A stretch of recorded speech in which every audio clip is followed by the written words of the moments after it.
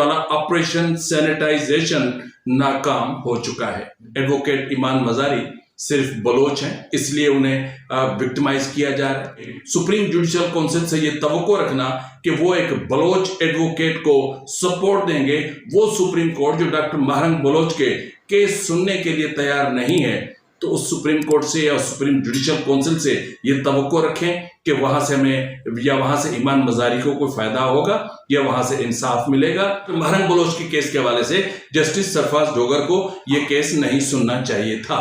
बलूचिस्तान एक दलदल है, बलूचिस्तान एक भूल भुलैया है। बलूचिस्तान, अब आपने इस बलूचिस्तान को मौत की वादी बना दी है। अब जितना बलूचिस्तान में आगे जाएंगे इस दलदल में धंसेंगे। बलूचिस्तान में अब जितना इस भूल भुलैया में आगे जाएंगे आप वापसी के रास्ते। बिस्मिल्लाहिर्रहमानिर्रहीम, अस्सलाम वालेकुम नाज़रीन, ये फरवाज एनबी न्यूज़, मैं हूं आपका मेज़बान नवाज भुट्टो एक नए वीलॉग के साथ। वही गुजारिश जो मैं रोज़ आपकी खिदमत में रखता हूं कि अभी तक अगर आपने मेरे चैनल को सब्सक्राइब नहीं किया तो प्लीज़ कर लें, बेल आइकन ज़रूर प्रेस किया करें और कमेंट बॉक्स में अपने आरा से ज़रूर आगाह किया करें। वीलॉग्स को लाइक कर दिया करें और ज़्यादा से ज़्यादा शेयर करें ताकि मेरी रीच में इजाफा हो सके। इस्लामाबाद हाई कोर्ट मुनसिफ कदा है या माफिया का अड्डा जहां मुल्जिमान खुद अहकामात जारी करते हैं और खुद को खुद ही रिलीफ फराम करते हैं। रियासती जजेस ने गठजोड़ बना रखा है। क्या ऐसी अदालत से कोई इंसाफ की तवक्को रखी जा सकती है? जस्टिस सरफराज डोगर जो हिरासनी केस में मुल्जिम है, वो कैसे हिरासनी कमेटी की तब्दीली के अहकामात जारी कर सकता है? क्या जस्टिस सरफराज डोगर जो लाहौर हाई कोर्ट में 15वें नंबर पर था कि डॉक्टर महरंग बलोच का केस खुद सुनना चाहिए था, आज जो उन्होंने जो हरकत की है, या किसी और बेंच को भेजना जरूरी था, या यही इंसाफ का तकाजा था? जस्टिस अरबाब ताहिर, जी नाज़रीन, जस्टिस अरबाब ताहिर जो बुनियादी तौर पर बलूचिस्तान से इस्लामाबाद हाई कोर्ट में आए हैं, लेकिन इस्लामाबाद का पानी बहुत ही बेमुरवत है, उस पर मैं आऊंगा। लेकिन जस्टिस अरबाब ताहिर का कंडक्ट रियासती पहरेदार का है या जज का?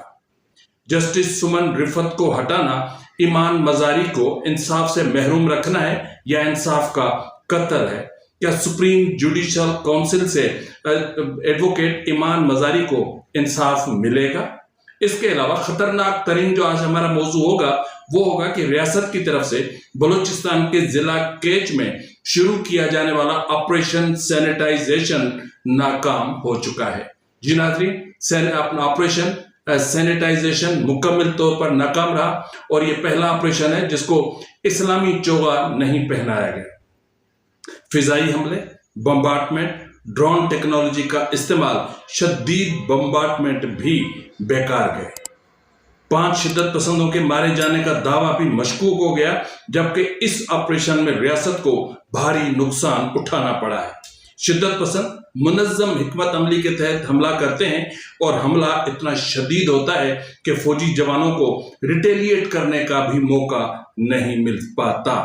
पिछले 3 माह के दौरान रियासत ने बलूचिस्तान में 4 मेजर्स और 2 कैप्टन और दर्जनों के हिसाब से अपने जवानों की जिंदगियों को गंवाया है। क्या बलूचिस्तान में रियासत मजीद भी कोई तजुर्बात करना चाहती है? ये हमारा आज का अहम तरीन मौजू होगा। लेकिन सबसे पहले बात करेंगे इस्लामाबाद की, जहां धरने पर बैठी खवातीन को आज 63 रोज हो रहे हैं। जी नाज़रीन, 63 रोज मुतालबा वही, BYC की असील क़यादत की रिहाई, मावराए अदालत कत्ताल का खात्मा और जबरी गुमशुदगियों का खात्मा, और जिनको लापता किया गया है उनको बाजियाब कराना, और BYC की क़यादत के खिलाफ जो जाली और मनगढ़ंत किस्म के मुकदमा दाखिल किए गए हैं उनका खात्मा है। आप देख रहे हैं कि BYC की क़यादत मुतवातिर पॉलिटिकल और रियासती विक्टिमाइजेशन का शिकार हो रही है। BYC की क़यादत के खिलाफ झूठे मुकदमा, यानी इस वक्त तक डॉक्टर महरंग बलोच और उनके साथियों के खिलाफ मजमूई तौर पर 23 FIR सामने आ चुकी हैं, लेकिन रियासत के पास किसी भी FIR का कोई सबूत नहीं है। आपने देखा होगा कि कायदाबाद पुलिस ने जो FIR दाखिल की थी उसका जब अदालत ने पोस्टमार्टम किया तो FIR ही फेक निकली, मेरे लिहाज से तो फेक ही थी। तो इस तरह के जो मुकदमा दर्ज कर रखे हैं जिनके जरिए रियासत BYC को विक्टिमाइज कर रही है और बलूचिस्तान हुकूमत जिस तरीके की कानून साजी कर रही है उससे आगे चलकर बलूचिस्तान में जो सूरत हाल पैदा होने जा रही है उसका शायद फिलहाल किसी को अंदाजा नहीं है।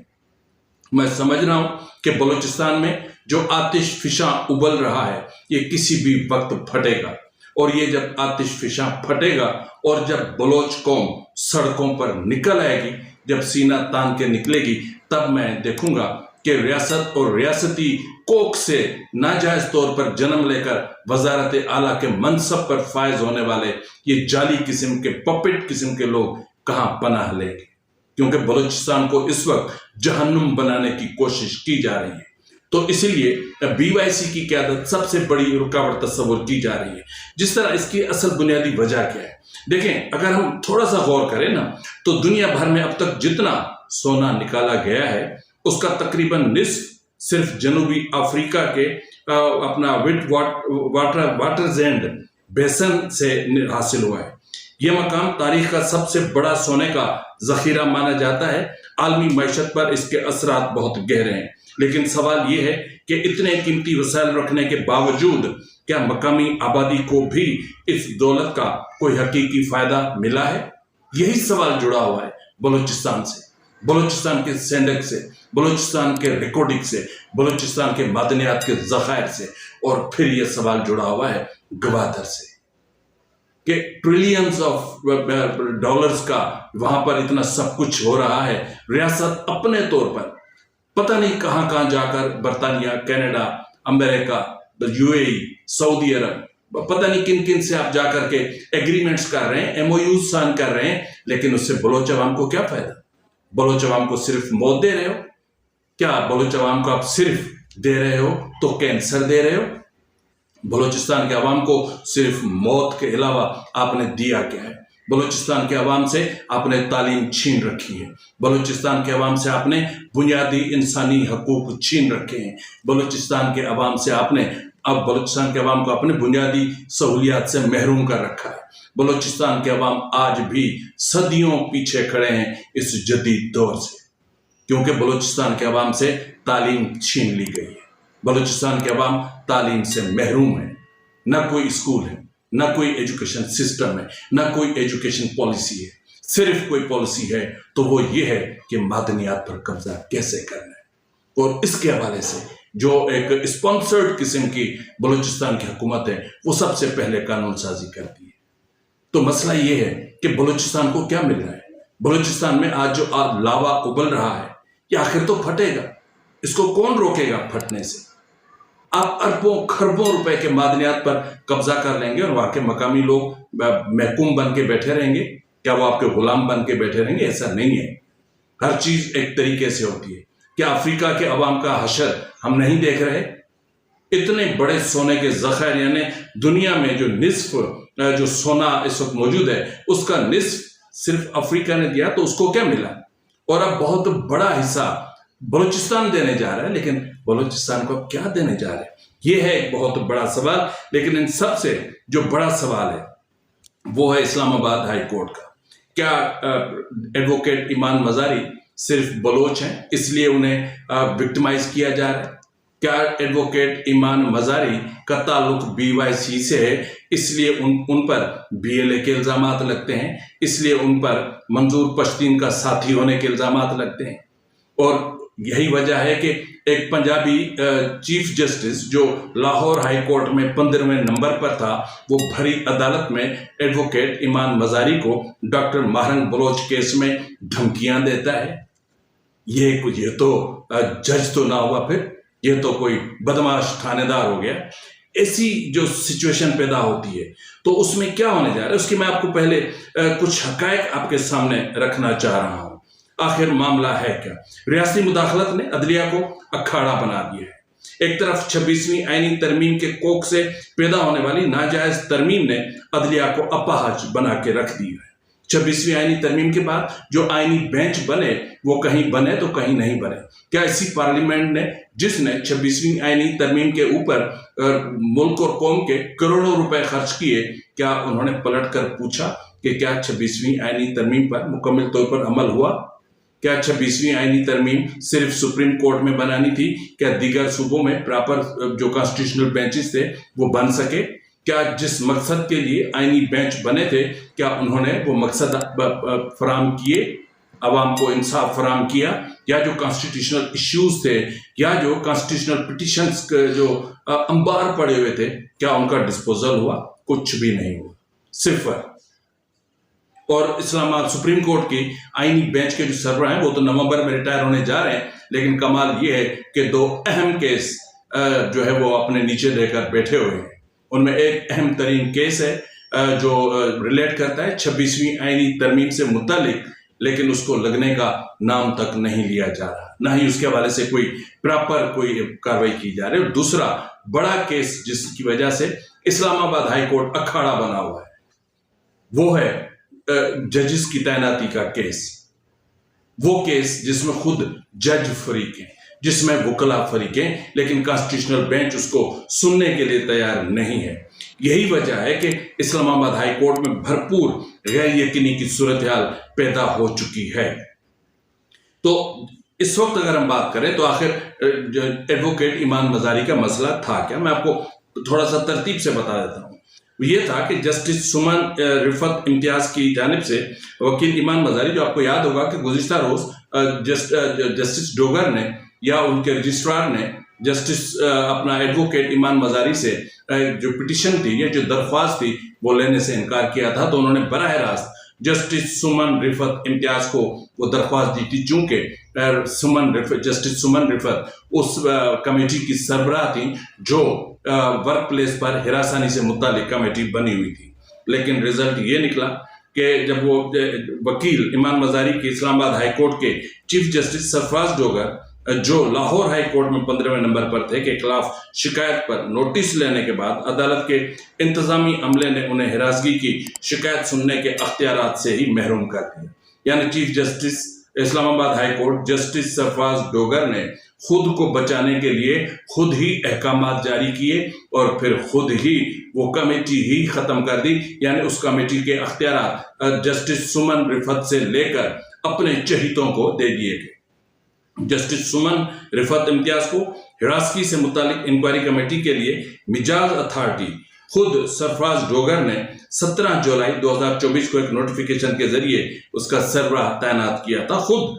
खुद इस जस्टिस सरफराज डोगर ने, ईमान मजारी एडवोकेट ने जस्टिस डोगर की बदजबानी पर शिकायत जस्टिस सुमन रिफत को जमा कराई और जज साहबा ने मुरवजा अथॉरिटी के इस्तेमाल से 3 रुकनी कमेटी बनाई, जिसमें जस्टिस सरदार एजाज इसाक, जस्टिस अरबाब ताहिर और वो खुद यानी जस्टिस सुमन रिफत इम्तियाज उसमें शामिल थी। यहाँ पर मैं आपको रोकूंगा, यहाँ पर मैं आपको बताना चाहूंगा कि जो बिलखुसूस जस्टिस अरबाब मोहम्मद ताहिर है, वो क्या है, उसका जो कंडक्ट है, क्या उसका कंडक्ट एक जज वाला है, क्या उसका कंडक्ट एक जस्टिस वाला है, या फिर रियासती पहरेदार है? क्योंकि कॉन्स्टिट्यूशनल बेंच तो मुकम्मल तौर पर रियासती पहरेदार बना हुआ है। लगता है कि कॉन्स्टिट्यूशनल बेंच और 26वीं आईनी तरमीम आए ही इमरान खान के लिए थे। लगता है कि इन बेंचेस की तश्कील सिर्फ जो सिविलियंस के मिलिट्री ट्रायल के हवाले से जो इंट्रा कोर्ट्स अपीलें थी उन पर समाप्त करके और उनके हवाले से मिलिट्री इस्टेब्लिशमेंट को रिलीफ फराहम करने के लिए 26वीं आईनी तरमीम आई और उसी 26वीं आईनी तरमीम की कोख से एक नाजायज किस्म के कॉन्स्टिट्यूशनल बेंच बने। तो ये जो जस्टिस साहब हैं मोहम्मद ताहिर, जस्टिस अरबाब मोहम्मद ताहिर, ये बलूचिस्तान से आए हुए हैं और इनका ताल्लुक इस्लामाबाद हाई कोर्ट से है और इन्होंने बलूचिस्तान की माओ बहनों का जो मुकदमा है लापता अफराद यानी मिसिंग पर्सन्स के हवाले से, वो केस ही सुनने से इनकार कर दिया था। और वो खुद साहब, ये जो खुद बलूचिस्तान से आए हैं, वो उस बेंच से ही उठकर चले गए थे। और बदकिस्मती, तारीख की सितम ज़रीफी ये है कि वो केस आज तक नहीं लग सका, ना ही उसके हवाले से फिर कोई बेंच बन सका। अगर जस्टिस अरबाब मोहम्मद ताहिर बैठ जाते उस केस को सुनते, क्योंकि बलूचिस्तान की ग्राउंड रियलिटीज को वो बहुत अच्छे तरीके से समझ सकते थे, लेकिन क्या करें, रियासती पुष्टपनाही बहुत बड़ी चीज होती है। तो उन्होंने रियासती फर्मा बरदारी में बेंच से उठ गए और उन्होंने फिर वो केस ही न लग सका। इस बार जब उनका नाम जस्टिस डोगर के खिलाफ तहकीकाती कमेटी में आया तो जस्टिस अरबाब मोहम्मद ताहिर साहब ने एक मर्तबा फिर हाथ की सफाई दिखाई और फिर वो छुट्टियों पर चले गए और फिर चीफ जस्टिस ने कमेटी पर भयानक वार कर दिया। यानी जस्टिस सरफराज डोगर ने अपने ही मुकदमे में, जिसमें वो मुलजिम है, जज बनते बनते हुए मिजाज अथॉरिटी तब्दील करके अपने बाद निजाम के सबसे काबिल एतबार जज एडिशनल जस्टिस इनाम अमीन मिन्हास को मिजाज अथॉरिटी बना दिया। उनके दफ्तर से जारी एक सर्कुलर में कहा गया कि खवातीन को काम की जगह पर हिरासगी से तहफ़्फ़ुज़ फराहम करने के एक्ट 2010 के तहत बतौर मिजाज अथॉरिटी जस्टिस सरदार एजाज इसाक, जस्टिस अरबाब मोहम्मद ताहिर और जस्टिस इम्तियाज पर मुश्तमिल एक इंक्वायरी कमेटी तश्कील दी गई है जो इस्लामाबाद हाई कोर्ट के जजेस के खिलाफ हिरासगी की शिकायत की तहकीकात करेगी। शर्म की बात है कि आप खुद ही कंप्लेनेंट हैं, खुद ही जज हैं, खुद ही ज्यूरी हैं, खुद ही जल्लाद हैं, खुद ही फैसला सुनाना है, फिर खुद ही ताज पहनना है और फिर खुद ही चले जाना है। यह है इंसाफ का तकाजा। तो इसी तरह फिर ईमान मजारी ने जो जस्टिस सरफराज डोगर के खिलाफ सुप्रीम जुडिशल काउंसिल में गुज़िश्ता रोज जो शिकायत दर्ज करवाई थी, उसमें इब्तिदाई शिकायत के बाद एक ज़मीमा जमा करवाया जिसमें जस्टिस सुमन रिफत की तब्दीली के हवाले से अहम हकायक बयान किए। दरख्वास्त में कहा गया कि जस्टिस डोगर अपने ओहदे का बेदरेग इस्तेमाल कर रहे हैं। जस्टिस डोगर ने हिरासमेंट कमेटी में दरख्वास्त दायर होने के बाद जस्टिस सुमन रिफत को मिजाज अथॉरिटी से हटाकर जस्टिस इनाम अमीन मिन्हास को लगाया। मेरे मौकिल मतीउल्लाह जान के केस को समाअत के लिए अचानक मुकर्रर कर दिया, जो जल्द समाअत की दरख्वास्त के बावजूद मुकर्रर नहीं हो रहा था। डॉक्टर माहरंग बलोच के केस को किसी दूसरे जज के सामने मुंतकिल करने की भी दरख्वास्त मंजूर नहीं की। जज साहब के इमा पर NCCIA भी मेरे खिलाफ मुकदमे में तेजी ला रही है और मुझे 17 सितंबर को बयान कलमबंद करवाने के लिए तलब किया गया है। सुप्रीम जुडिशल काउंसिल में मेरे इजाफी मवाद का भी जायजा ले और जस्टिस डोगर के खिलाफ मिसकंडक्ट की कार्रवाई की जाए। बात यही खत्म नहीं होती। बात यह है कि फिर इस्लामाबाद हाई कोर्ट के इसी चीफ जस्टिस ने जो है वो इस्लामाबाद हाई कोर्ट में बलूचिस्तान यकजहती कमेटी की रहनुमा डॉक्टर माहरंग बलोच की दरख्वास्त पर, जो उनके जो है वो अपना अब बैरून मुल्क जाने पर पाबंदी आयद की गई है, तो उसके हवाले से जो दरख्वास्त थी, तो उस दरख्वास्त पर समाअत के दौरान एडवोकेट ईमान मजारी कोर्ट रूम नंबर 1 में पेश नहीं हुई और उन्हें होना भी नहीं चाहिए था, क्योंकि कोर्ट रूम नंबर 1 में जो जज साहब बैठे हुए थे वो थे जस्टिस सरफराज डोगर। तो एक कंप्लेनेंट, एक मुलजिम के सामने जो है वो एक जो कैसे पेश हो सकता है? नहीं हो सकता, जबकि एक अक्यूज्ड पर्सन को ये केस सुनना ही नहीं चाहिए था। तो फिर नतीजा क्या निकला? मोमिन वकील ने कंप्लेंट का जिक्र किया तो चीफ जस्टिस सरफराज डोगर ने पूछा कि किस बुनियाद पर शिकायत दायर की गई है, अदालत में क्या हुआ था उस रोज? केस के मरकजी वकील को अदालत में पेश होना चाहिए था। अदालत ने केस दूसरे बेंच को मुंतकिल करने की इस्तदा भी मुस्तरद कर दी और केस की समाअत गैर मुय्यना मुद्दत तक के लिए मुलतवी कर दी है। न सिर्फ इतना, बल्कि पंजाबी अशराफिया से ताल्लुक रखने वाले पंजाबी लॉबी यानी लाहौरी ग्रुप से मुंसलिक वकला का एक जत्था मुतहरिक हो गया और उन्होंने इंसानी हकूक की मुहाफिज और वकील ईमान मजारी के लाइसेंस की मनसूखी की शिकायत जो है वो दर्ज करा दी सुप्रीम कोर्ट बार में, इस्लामाबाद हाई कोर्ट बार में। इस्लामाबाद बार काउंसिल के सामने ये इल्ज़ाम लगाते हुए कि TTP, BLA और मंजूर पश्तीन की इस्लामी जमहूरिया पाकिस्तान से KP के अलहदगी पर उकसाने की तहरीक जैसी रियासत मुखालिफ तंजीमों के साथ ईमान मजारी के करीबी रवाबित हैं और इसके हवाले से उनके पास अहम तरीन शवाहिद भी मौजूद हैं। मसला ये है कि अव्वल तो एक चीज़ मैं आपको बता दूं कि सुप्रीम जुडिशल काउंसिल से ईमान मजारी को इंसाफ नहीं मिलेगा। Supreme judicial council justice Sarfaraz Dogar को फुल फेवर देगा और इस कंप्लेंट को इतना लटकाया जाएगा कि फिर बाद में इसकी जब मीटिंग होगी तो इसको खारिज कर दिया जाएगा, क्योंकि इससे पहले जस्टिस सरफराज डोगर ने फैमिली इजराय के तवस्सुत से ईमान मजारी के साथ कंप्रोमाइज करने की कोशिश की है। Supreme judicial council Sarfaraz Dogar को इसलिए भी फेवर देगा क्योंकि सुप्रीम जुडिशियल काउंसिल का जो एक फॉर्मेट है वो 26वीं आईनी तरमीम के साए में परवान चढ़ा है। तो इसलिए सुप्रीम जुडिशियल काउंसिल से ये तवक्को रखना कि वो एक बलोच एडवोकेट को सपोर्ट देंगे, वो सुप्रीम कोर्ट जो डॉक्टर महरंग बलोच के केस सुनने के लिए तैयार नहीं है, तो उस सुप्रीम कोर्ट से या सुप्रीम जुडिशियल काउंसिल से ये तवक्को रखें कि वहां से हमें या वहां से ईमान मजारी को कोई फायदा होगा या वहां से इंसाफ मिलेगा, ये बेवकूफी है।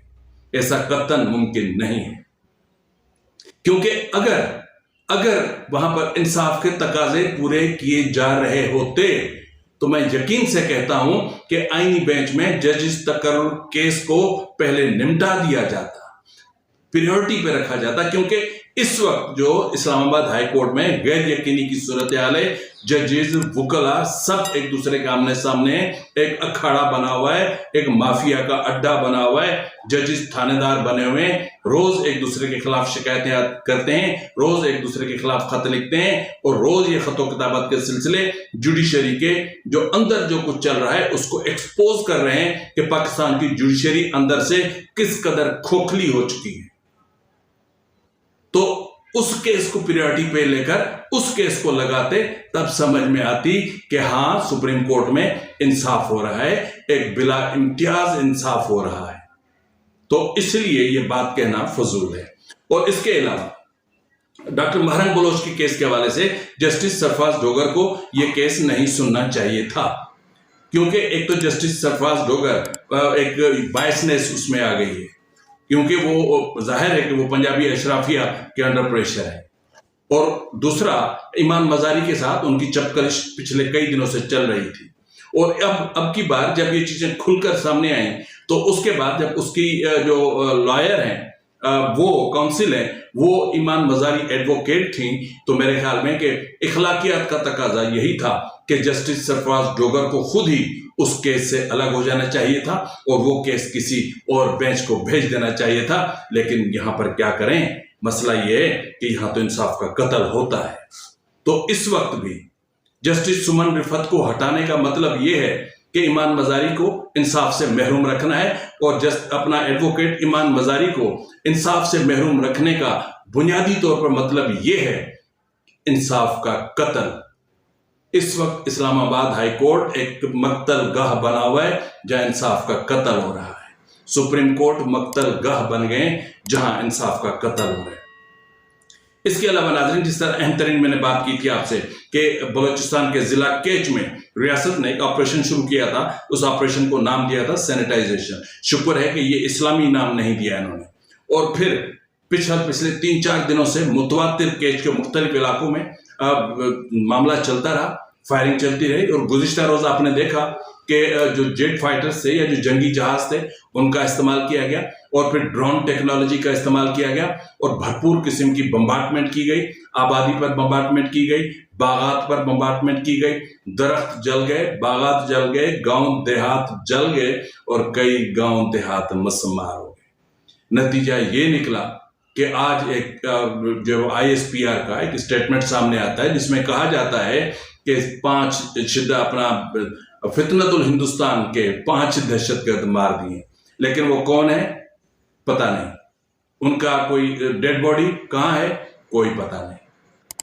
तो इस हवाले से जो इतना बड़ा ऑपरेशन हुआ उसका क्या निकला, सवाए नफरतें समेटने के वहां पर रियासत को क्या चीज मिली? एक नाकाम ऑपरेशन, उसके बदले में आपको क्या मिला? सवाल बनता है ना।